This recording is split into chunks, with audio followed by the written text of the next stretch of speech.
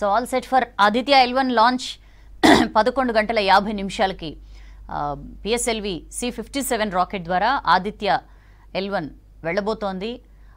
125 రోజుల ప్రయాణం తర్వాత L1 అనే పాయింట్ని రీచ్ అవుతుంది. అక్కడి నుంచి నేను ఇందాక నుంచి చెప్పినట్లు అక్కడి నుంచి సూర్యుడి తాలూకు స్టడీస్ అంతా కూడా ఈ ఆదిత్య చేయబోతోంది. ఈ మిషన్ సక్సెస్ అవ్వాలని చెప్పి దేశవ్యాప్తంగా చాలామంది కోరుకుంటున్నారు. మనం చూసాం ఇందాక పూజలు అవి కూడా యాగాలు కూడా చేస్తున్న పరిస్థితి. చంద్రయాన్ 3 సక్సెస్తో మరింత ఇంట్రెస్ట్ మరిన్ని ఎక్స్పెక్టేషన్స్ ఆదిత్య L1 మీద నెలకొన్న పరిస్థితి. దీని అన్నిటి మీద మాట్లాడదాం. అసలు ఏంటి ఆదిత్య L1 ద్వారా ఏం రహస్యాలు మనం తెలుసుకోబోతున్నాం, అంత నిప్పులు గక్కే సూర్యుడికి ఎంత దగ్గరగా ఈ మిషన్ వెళ్ళబోతోంది, ఇట్లాంటి అనేక ఇంట్రెస్టింగ్ విషయాలు తెలుసుకుందాం. ఆస్ట్రానమీ ప్రొఫెసర్ మహేందర్ గారు నాతో స్టూడియోలో జాయిన్ అవుతున్నారు.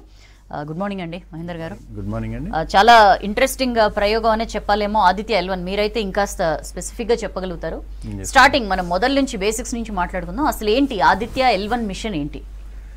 ఆదిత్య L1 మిషన్ అనేది సూర్యుని స్టడీ చేయడానికి మన ఇండియన్ సైంటిస్టులు పంపిస్తున్న ఫస్ట్ మిషన్ అండి. సో ఇంతకుముందు యూరోపియన్ స్పేస్ ఏజెన్సీ కానీ నాసా వాళ్ళు కానీ జపనీస్ పంపించారు, లాస్ట్కి చైనా వాళ్ళు కూడా పంపించారు. So this Aditya L1 is the first mission to the sun studies అండి. ఎప్పటి నుంచి ప్లాన్ చేస్తున్నాం మనం ఇలాంటి ఒక మిషన్ లాంచ్ చేయాలి అని? ఇది లాస్ట్ 5 years నుండే ఇది ప్లాన్డ్ మిషన్ అండి. చంద్రయాన్ 3 కంటే ముందు నుంచే ఇది ప్లాన్ చేస్తున్నారు. సో ఇప్పుడు సెప్టెంబర్ 2కి లాంచ్ టైం ఇచ్చారు. ఇంతకు ముందు పంపించిన కంట్రీస్ అవి ఎలాంటి ఇన్ఫర్మేషన్ తీసుకురాగలిగాయి సన్కి సంబంధించి? యాక్చువల్లీ మన సోలార్ సిస్టంలో ఈ సూర్యుడు ఒక స్టార్ అండి. సో ఈ sun is the main source of all the living beings. మనం ఇప్పుడు ఏ మెటీరియల్ తీసుకున్నా, ఏ మ్యాటర్ తీసుకున్నా కానీ దాని వెనకాల దానికి ఉన్న ఎనర్జీ ఎక్కడి నుంచి వస్తుందంటే సన్ నుంచేనండి. ఆల్ ద లివింగ్ బీయింగ్స్, ప్రతి జీవికి శక్తినిచ్చేది సూర్యుడు అండి. అదే మెయిన్ ఎనర్జీ సోర్స్. మనం ప్లాంట్స్ని తీసుకున్నా, యానిమల్స్ని తీసుకున్నా, వాట్ ఎవర్ మనకు కూడా. సో అదే ప్రైమరీ సోర్స్ అండి. సో ఇంతకుముందు నాసా వాళ్ళు సెవరల్ మిషన్స్ పంపించారండి, ఇంకా స్టిల్ చదువుతున్నారు. సో ప్రధానంగా మిస్టరీ ఏంటంటే మనం సన్ గురించి మనకి ఎవరికి పూర్తిగా తెలియదండి. సన్ యాక్చువల్లీ ఇంటర్నల్ స్ట్రక్చర్ ఉంటుంది, అట్మాస్ఫియరిక్ స్ట్రక్చర్ ఉంటుందండి. సో ఇంటర్నల్ స్ట్రక్చర్ తీసుకుంటే కోర్ ఉంటుందండి. కోర్ తర్వాత రేడియేటివ్ జోన్ ఉంటుంది, రేడియేటివ్ జోన్ తర్వాత కన్వెక్టివ్ జోన్ అని ఉంటుంది. ఇది ఇంటీరియర్స్ అండి. సో కోర్లో సన్ టెంపరేచర్ వచ్చేసి 15 million degrees Celsius ఉంటుంది. So that is the suitable temperature to create the nuclear fission reactions. So ఆ న్యూక్లియర్ ఫిజన్ రియాక్షన్స్ ద్వారా మనకి ఎనర్జీ జనరేట్ అయ్యి రేడియేటివ్ జోన్ దగ్గరికి వస్తుంది. ఫస్ట్ రేడియేటివ్ జోన్ నుంచి కన్వెక్షన్ జోన్కి వస్తుంది. సో కోర్ దగ్గర 15 million degrees Celsius ఉంటుంది. తర్వాత రేడియేటివ్ జోన్ వచ్చేసరికి few million degrees Celsius ఉంటుంది. So same time convective zone దగ్గరికి వచ్చేసరికి ఇంకా కొంచెం టెంపరేచర్ తగ్గుతుంది. మనకి కనిపించే సూర్యుడు, మనకైతే ఏదైతే సూర్యుడు కనిపిస్తున్నాడో దానిని ఒక ఫోటోస్పియర్ అని అంటాం, one of the layer of the solar atmosphere. So sun basically it's not a solid object.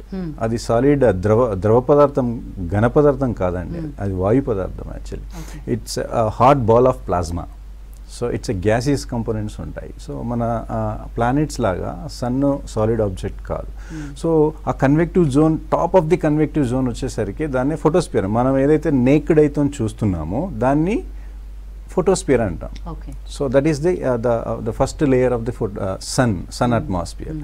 ఆ ఫోటోస్పియర్ తర్వాత క్రోమోస్పియర్ ఉంటుంది. క్రోమోస్పియర్ తర్వాత కరోనా అనే ఉంటుంది, అవుటర్ మోస్ట్ లేయర్. అది outermost atmosphere of the solar atmosphere. ఆ కరోనా టెంపరేచర్, ఫోటోస్పియర్ టెంపరేచర్ వచ్చేసి 6000 degrees Celsius ఉంటుందండి.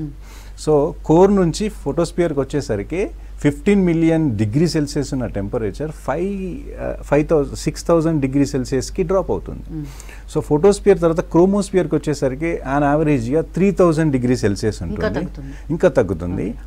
ఆ తర్వాత ట్రాన్సిషన్ రీజన్ అని ఉంటుంది. ఆ ట్రాన్సిషన్ రీజన్ దగ్గర ఏమవుతుందంటే టెంపరేచర్ ఇన్వర్షన్ ప్రాసెస్ స్టార్ట్ అవుతుంది. టెంపరేచర్ ఇన్వర్షన్ ప్రాసెస్ ఏంటంటే 3000 degrees Celsius ఉన్న టెంపరేచర్ కరోనాకు వచ్చేసరికి 1,000,000 degrees Celsiusని మెయింటైన్ చేస్తుంది. This is the unknown mystery of the sun. So మనకు కనిపించే ఫోటోస్పియర్ ఏమో 6000 డిగ్రీ సెల్సియస్ ఉంది, క్రోమోస్పియర్లో తగ్గింది. మళ్ళీ ట్రాన్సిషన్ రీజియన్ తర్వాత కంటిన్యూస్గా abrupt increase of temperature up to 1,000,000 degree Celsius.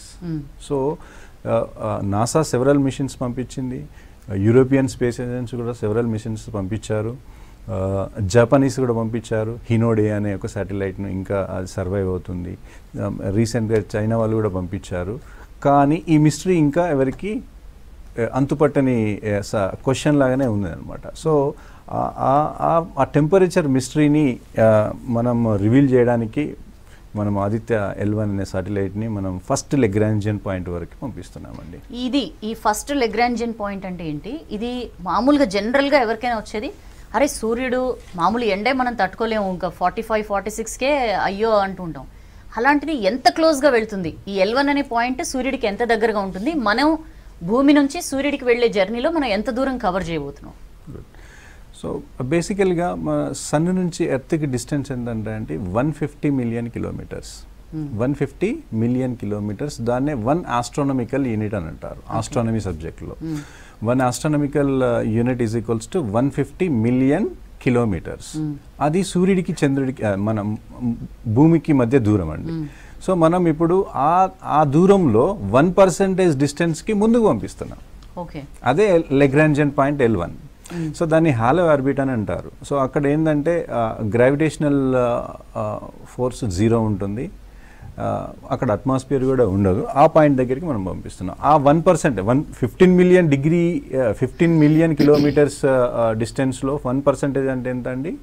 1.5 million kilometres. That's it. అంత డిస్టెన్స్లోకి మనం కొంచెం ఎర్త్ నుంచి 1.5 మిలియన్ కిలోమీటర్స్ డిస్టెన్స్లోకి ముందుకు పంపిస్తున్నాం అంతే.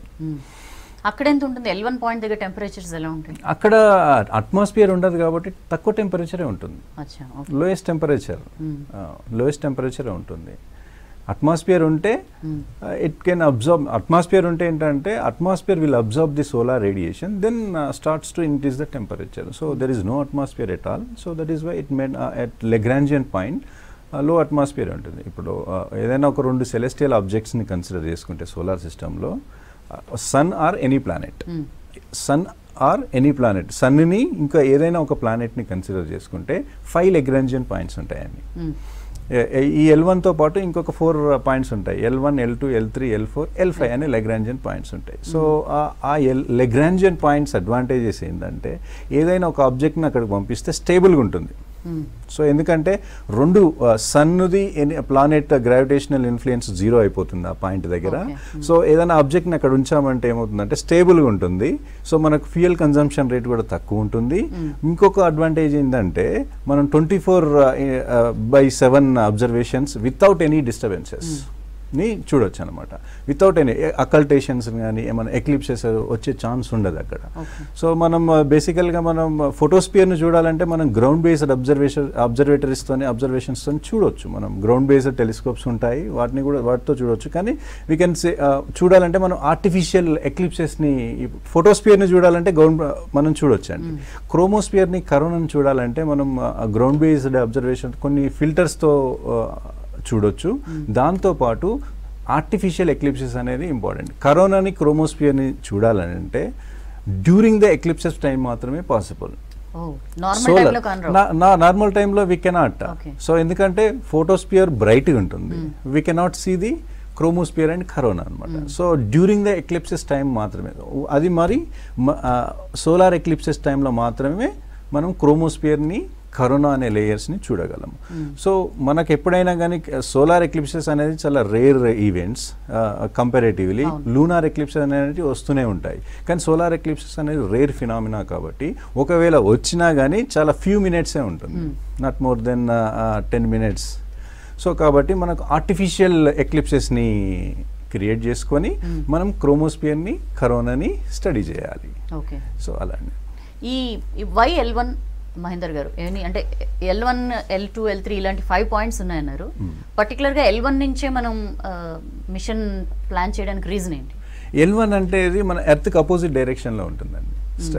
ఇప్పుడు ఎర్త్కి, సన్కి స్ట్రైట్ లైన్ ఉంటుంది కదా, ఎగ్జాక్ట్లీ అపోజిట్ పాయింట్లో ఉంటుంది.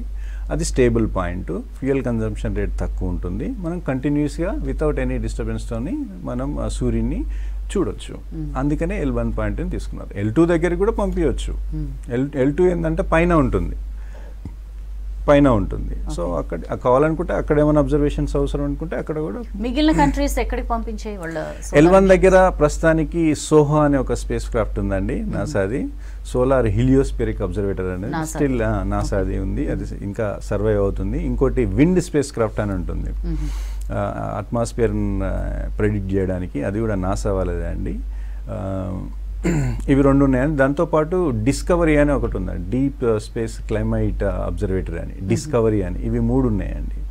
మన ఆదిత్య L1 అనేది plant. We are going to send the Aditya L1 to the L1 point. Okay. So సరే, సూర్యుడు వేడి ఇవన్నీ మాట్లాడుకున్నాం. ఇప్పుడు ఆల్రెడీ మీరు చెప్పినట్లు ఆల్రెడీ L1 దగ్గర 3 ఉన్నాయి నాసా వాళ్ళవి. అవి కాకుండా ఎస్పెషల్లీ మనం ఆదిత్య L1 ద్వారా ఇంకా ఏం తెలుసుకోవాలనుకుంటున్నాం? సూర్యుడికి సంబంధించి ఎలాంటి స్టడీస్ ఇవి చేస్తాయి, ఎలాంటి ఇంట్రెస్టింగ్ ఇష్యూస్ మనం తెలుసుకుంటాం? వెరీ ఇంట్రెస్టింగ్ అండి. మన ఆదిత్య L1లో ప్రైమరీ పేలోడ్ ఉందండి, దాన్నే VELC అని అంటాం, visible emission line కరోనోగ్రాఫ్.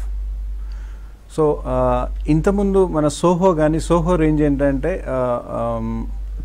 2 times the radius of the earth.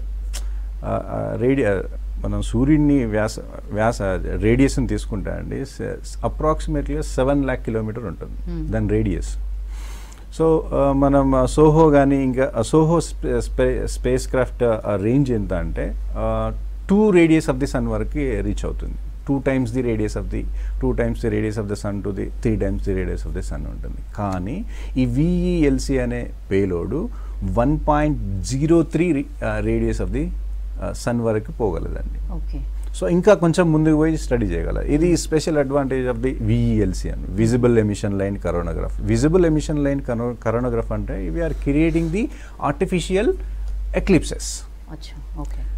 ఇదే ప్రైమరీ పేలోడ్ అండి.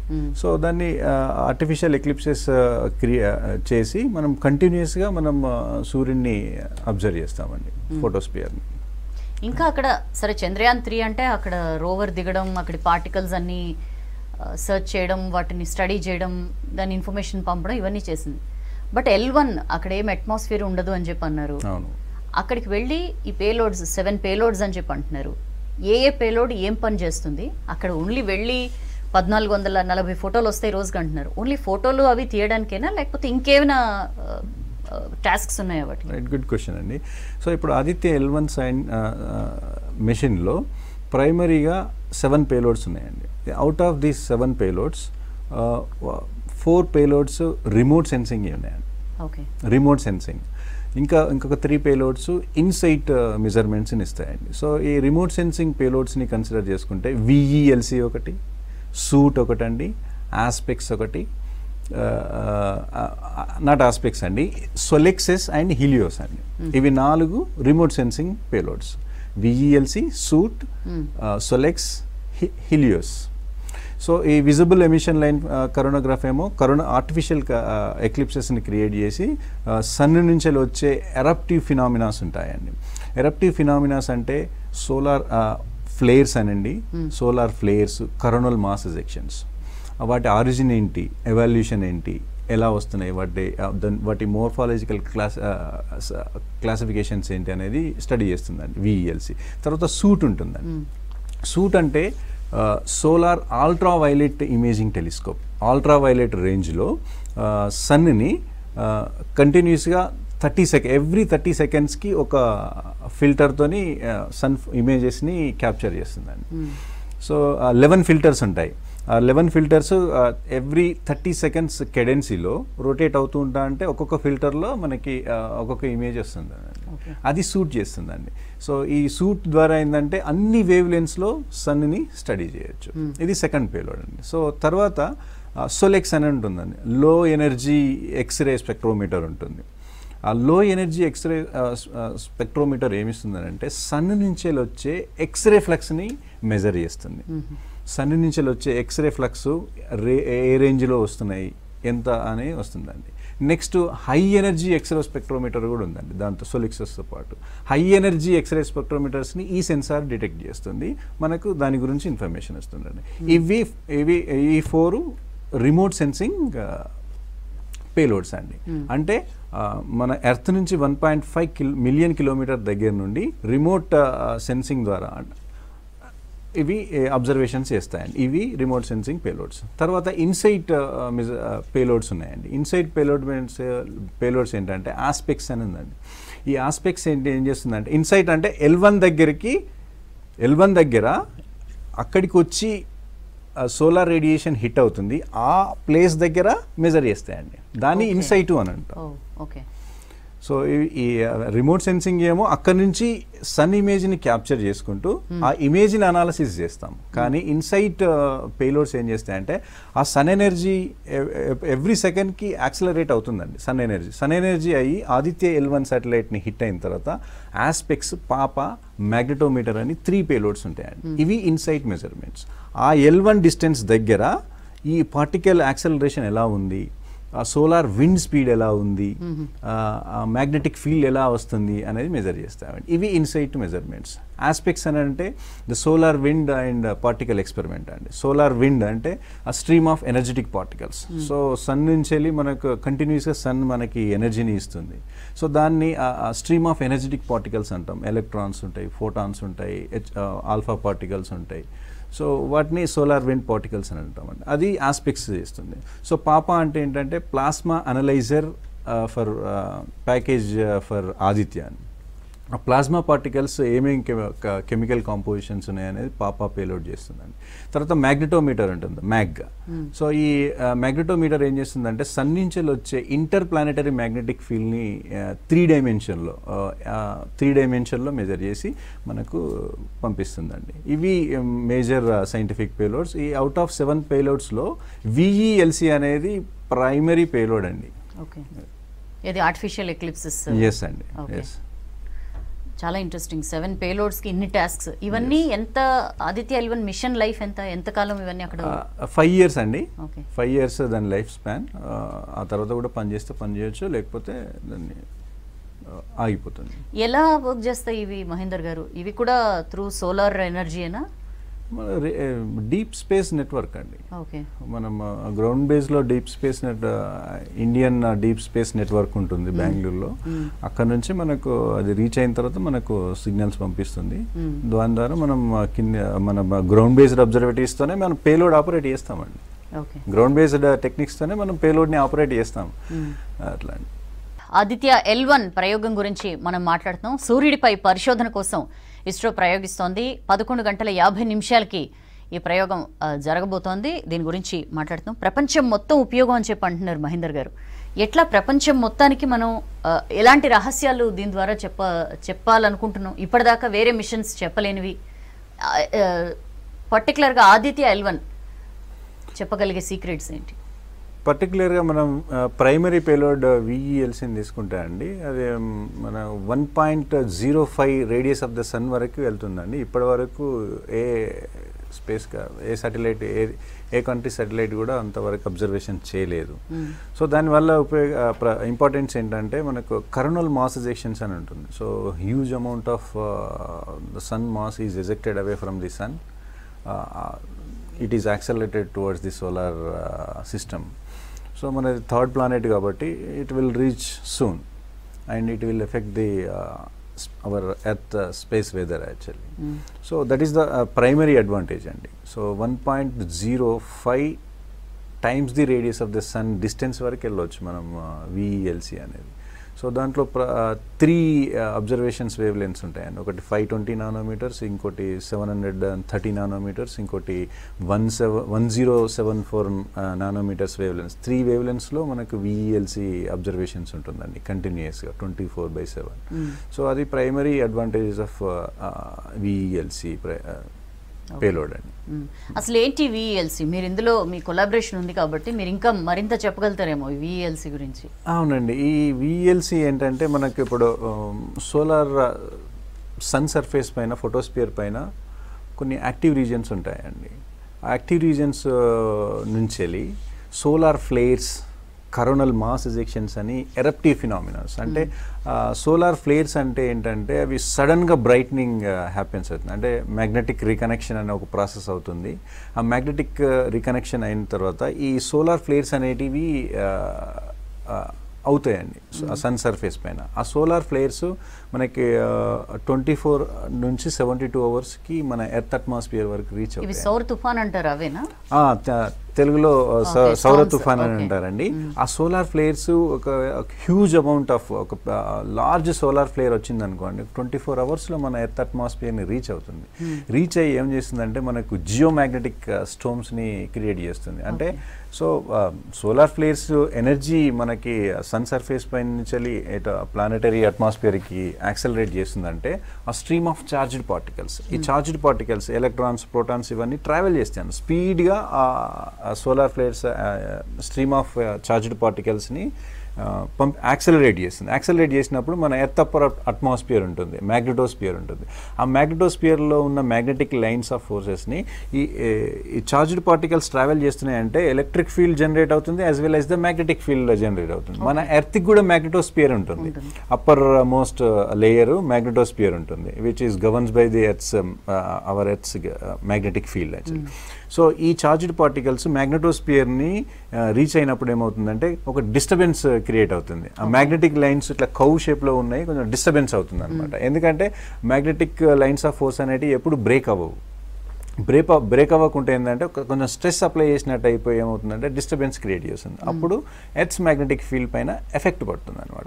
సో ఎర్త్ మ్యాగ్నెటిక్ ఫీల్డ్ ఎందుకు ఇంపార్టెంట్ అంటే ఎర్త్ మ్యాగ్నెటిక్ ఫీల్డే మనల్ని ప్రొటెక్ట్ చేస్తుంది, మన లివింగ్ బీయింగ్స్ని ఎర్త్ మ్యాగ్నెటిక్ ఫీల్డే ప్రొటెక్ట్ చేస్తుంది. ఎందుకంటే అది ఎనర్జెటిక్ పార్టికల్స్ని పెనెట్రేట్ అవ్వనివ్వదు అనమాట. సో దాన్నే జియో మ్యాగ్నెటిక్ స్టోమ్ అని అంటాం. ఈ సౌర తుఫాను వచ్చి ఎర్త్ అప్పర్ అట్మాస్ఫియర్ని రీచ్ అయితే అప్పుడు జియో మ్యాగ్నెటిక్ స్టోమ్స్ అని అంటాం. జియోస్టామ్ మూవీ ఉంది, జియో మ్యాగ్నెటిక్ స్టోమ్స్ అట్లాంటివి జరుగుతాయి అనమాట. సో మ్యాగ్నెటోస్ఫియర్ పైన ఎఫెక్ట్ పడిందంటే ఇండైరెక్ట్గా మన టోపోస్ఫియర్ వరకు కొంచెం ఎఫెక్ట్ ఉంటుంది, రేడియేషన్ ఎఫెక్ట్ ఉంటుంది. సో వాటిని ముందే ప్రెడిక్ట్ చేసి మనం ప్రొటెక్ట్ చేసుకోవచ్చు. మనం ఎందుకంటే మనకి ఎర్త్ పైన పవర్ గ్రిడ్ సిస్టమ్ ఉంటుంది. ఒకవేళ అలాంటి ఏమైనా జరిగిన ప్రూఫ్స్ ఉన్నాయండి. సో అట్లా ప్రొటెక్ట్ చేసుకోవడానికి స్పేస్ వెదర్ని ప్రెడిక్ట్ చేసుకోవచ్చు అండి. ఒక ఫ్లేర్ వస్తుంది అని మనకి VLC మనకి హింట్ ఇచ్చింది అనుకో, వీ కెన్ ప్రొటెక్ట్.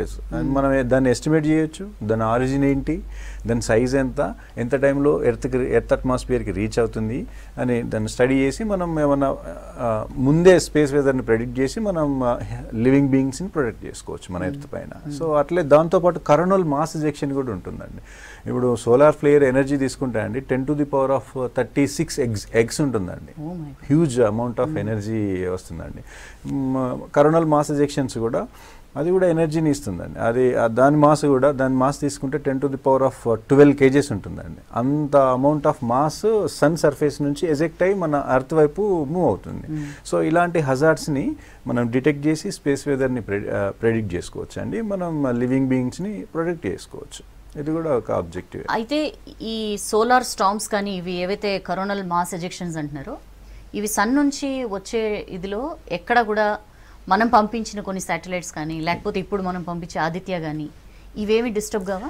ఎస్ అయితే అండి, వాటినే రేడియో బ్లాక్అవుట్స్ అంటాం. మనం ఒకసారి కమ్యూనికేషన్ సిస్టంలో సడన్గా సిగ్నల్ పోతుంది. సో ఇలాంటి solar flares coronal mass ejections వచ్చినప్పుడే రేడియో బ్లాక్అవుట్స్ అనేవి ఫామ్ అవుతాయి. కమ్యూనికేషన్ సిస్టమ్ సడన్గా ఆగిపోతుంది, మళ్ళీ ఏమంటే రీకనెక్ట్ అవుతుంది. సో ఆ ఎఫెక్ట్ శాటిలైట్స్ పైన కూడా పడుతుందండి. ఎందుకంటే ఎనర్జీ ఎక్కువ ఉంటే ఏమవుతుందంటే ఆ శాటిలైట్స్ షీల్డింగ్ ఉంటుంది, ఆ షీల్డింగ్ డ్యామేజ్ అయ్యి దాని పాత్ డీవియేట్ అయిపోయి క్రాష్ అయిపోవచ్చు. ఆ ఛాన్సెస్ కూడా ఉంది. సో ఒకవేళ ఆ శాటిలైట్ డైరెక్షన్స్లో ఇవి వస్తున్నాయంటే మనం శాటిలైట్ దాన్ని గమ్యాన్ని మార్చి దాన్ని ప్రొటెక్ట్ చేసుకోవచ్చు. మనం ఆ ప్రాబబిలిటీ కూడా ఉంది. ఇప్పుడు ప్రైమరీ VLC గోల్ ఏంటంటే అండి కరోనల్ మాస్ ఎజెక్షన్స్ ని స్టడీ చేయడమే, అండ్ దాంతోపాటు సోలార్ ఫ్లేర్స్ అనేవి వాటిని స్టడీ చేయడమే. ఇవి ఫ్రీక్వెంట్గా వచ్చే ఫినామినాసే, డైలీ వస్తాయండి. ఇప్పుడు సన్ యాక్టివిటీ అని అంటాము, సన్ స్పాట్స్ ఉంటాయి సో సన్ పైన. ఆ సన్ స్పాట్ యాక్టివిటీ ఎక్కువ ఉన్నప్పుడు ఈ కరోనల్ మాస్ ఎజెక్షన్స్ కానీ సోలార్ ఫ్లేర్స్ కానీ ఎక్కువ వచ్చే అవకాశం ఉంటుంది. సన్ స్పాట్ నెంబర్ తక్కువ ఉన్నప్పుడు కూడా వస్తాయి, కాకపోతే ఆఫన్లీ వస్తాయి. సో సన్ స్పాట్ నెంబర్ ఎక్కువ ఉన్నప్పుడు ఫ్రీక్వెంట్గా coronal mass ejections, solar flares వస్తాయండి. సన్ స్పాట్ లేనప్పుడు కూడా వస్తాయి, కాకపోతే సన్ స్పాట్ నెంబర్ ఎక్కువ ఉన్నప్పుడు ఈ సోలార్ ఫ్లేర్స్ కానీ కరోనల్ మాస్ ఎజెక్షన్స్ ఎక్కువ వచ్చే ఛాన్స్ ఉంటుంది. ఆ టైంలో మనం విఈఎల్సి పేలోడ్ ఇచ్చే ఇన్ఫర్మేషన్తో మనం మనకున్న లో ఎర్త్ ఆర్బిట్లో తిరుగుతున్న శాటిలైట్స్ని ప్రొటెక్ట్ చేసుకోవచ్చు, యాజ్ వెల్ యాజ్గా మన అట్మాస్ఫియర్ని, లివింగ్ బీయింగ్స్ని ప్రొటెక్ట్ చేసుకోవచ్చు అండి. అండ్ ఏదో అడుగుదాం అనుకున్నాను, మర్చిపోయాను. నేను almost I'm able to imagine చేసుకోగలుగుతున్నాను ఏం జరుగుతుంటుంది అక్కడ అని చెప్పి. యా, మనం శాటిలైట్స్ని వాటిని ప్రొటెక్ట్ చేసుకోవచ్చు. ఇంకా ఈ ఆదిత్య L1 మిషన్ ఇంకా సూర్యుడి పుట్టుక, సూర్యుడిలో ఏం జరుగుతుంది, ఇట్లాంటివన్నీ తెలుసుకునేందుకు కూడా పంపిస్తున్నాం అని చెప్పి కూడా మనం చూస్తున్నాం. ఇవంటే అంటే లాంగ్ టర్మ్ గోల్స్ ఇవన్నీ మనం ఇమ్మీడియట్గా యాజ్ ఆఫ్ నౌ ఈ సోలార్ స్టార్మ్స్ మీరు చెప్తున్న వాటి నుంచి ఎట్లా ప్రొటెక్ట్ చేసుకోవాలి, అవి ఎట్లా ప్రెడిక్ట్ చేయాలి, ఇవి షార్ట్ టర్మ్ గోల్స్, ఇట్లాంటి 2 రకాల గోల్స్ ఏమైనా ఉన్నాయి మిషన్? ప్రధానంగా అండి ఇప్పుడు ఆదిత్య L1ని మనం డైనమిక్స్ ఆఫ్ సోలార్ అట్మాస్ఫియర్లో జరుగుతున్న డైనమిక్స్ని స్టడీ చేయడానికే పంపించామండి. సో యూనివర్స్ ఆరిజిన్ని అంటే మనకు రీసెంట్గా నాసా వాళ్ళు పంపించారు L2 పాయింట్ దగ్గరికి, జేమ్స్ వెబ్ స్పేస్ టెలిస్కోప్, అలాంటివి యూనివర్స్ రహస్యాలను ఛేదిస్తుందండి. But Aditya L1 primary goal ఏంటంటే అండి, సోలార్ అట్మాస్ఫియర్లో ఉన్న మిస్టరీస్ని రివీల్ చేస్తాం అనే ఉద్దేశంతో పంపిస్తున్నామండి. సోలార్ అట్మాస్ఫియర్ని స్టడీ చేయడానికి, సోలార్ అట్మాస్ఫియర్లో ఫోటోస్పియర్ని, క్రోమోస్పియర్ని, కరోనాని స్టడీ చేయడానికి మాత్రమే L1ని పంపించామండి. ఇప్పుడు ఈ ఆదిత్య చాలా మందికి ఉండే డౌట్, ఇది అంత దాకా వెళ్తుంది సరే, సోలార్ స్టార్మ్సా లేకపోతే కంటిన్యూస్గా ఆ హీట్ వలన ఎంతవరకు ఇది ప్రొటెక్టివ్గా ఉంటుంది అని చెప్పి చాలా మందికి ఉంటుంది డౌట్. L1 దగ్గర మనం పెట్టబోయే ఈ శాటిలైట్కి ఎలాంటి ప్రొటెక్టివ్ గేర్ ఉంటుంది? ప్రొటెక్టింగ్ షీల్డ్ కంపల్సరీ ఉంటుందండి. అవన్నీ ఎంత ఎనర్జీ వస్తుందని ప్రెడిక్ట్ చేసి ఆ ఎనర్జీని కాపాడుకునే అంత కేపబిలిటీస్ ఉండే షీల్డింగ్స్ని పెట్టే మనకు ఇస్తారండి. ఏమైనా ఇంకా ఎక్కువ వస్తున్నాయి అనుకోండి, వీ కెన్ ఆపరేట్. మనం సపోజ్ ఒక టెలిస్కోప్ ఉంది, విఎల్సిలో ఒకటి ప్రైమరీ టెలిస్కోప్ ఉంటుంది, అది మనం ఆ షట్టర్స్ని ఆన్ చేయొచ్చు, ఆఫ్ చేయొచ్చు ఇక్కడ నుంచి. ఆ టెక్నాలజీ మన దగ్గర ఉందండి. వీ కెన్ ప్రొటెక్ట్ ఆ షీల్డ్. ఇప్పుడు షట్టర్స్ ఉంటాయండి, కెమెరా షట్టర్స్ ఉంటాయి, టెలిస్కోప్ షట్టర్స్ని క్లోజ్ చేయొచ్చు. మనకు ఒకవేళ ఇలాంటి solar flares, huge amount of solar flares వస్తుందని అదే డిటెక్ట్ చేస్తుంది, అది ఇన్ఫర్మేషన్ ఇవ్వగానే మనం షట్టర్స్ క్లోజ్ చేయొచ్చు. ఆ ప్రాబబిలిటీ కూడా ఉంది. ఓకే, ఇమ్మీడియట్ ఇన్ఫర్మేషన్ వస్తుందా మనకి? ఎందుకంటే సోలార్ స్టార్మ్ 24 to 72 అవర్స్ తీసుకుంటుంది ఎర్త్కి రావడానికి. But how much time does information take అక్కడి నుంచి ఇక్కడికి? జస్ట్ ఫ్యూ సెకండ్స్ డిలే ఉంటుంది, we can operate it. Okay, nice, interesting. మాట్లాడదాం మహేందర్ గారు. సూర్యుడిపై పరిశోధన కోసం ఇస్రో ప్రయోగిస్తున్న ఆదిత్య L1 చాలా కీలకమైందన్నారు శాస్త్రవేత్తలు. భూమి, సూర్యుడికి మధ్య గ్రావిటేషన్ ఫీల్డ్ గురించి ఆదిత్య L1 పరిశోధిస్తుందంటున్న సైంటిస్టులు భానుడి బాహ్య వాతావరణం అధ్యయనంలో కీలక పాత్ర పోషిస్తుందని చెప్పారు. మార్స్ పై మంగళయాన్ ప్రయోగం తర్వాత ఇస్రో చేపడుతున్న ప్రతిష్టాత్మక ప్రాజెక్ట్ ఆదిత్య L1 అని స్పష్టం చేశారు.